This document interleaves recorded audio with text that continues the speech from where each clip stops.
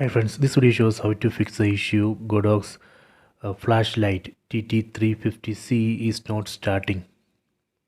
So here you can see it's not starting. So I will show you how we can debug this issue.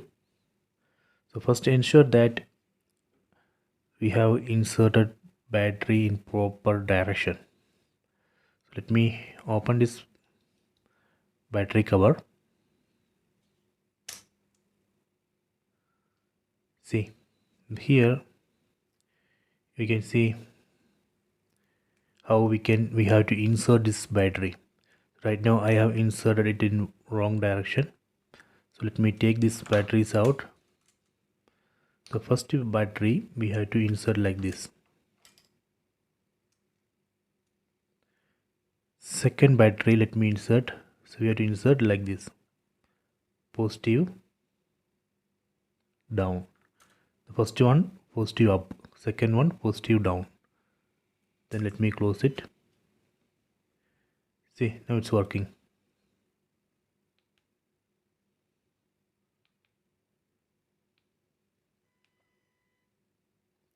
So this way we can easily debug and fix GODOX TT350C which is not working. So please check it.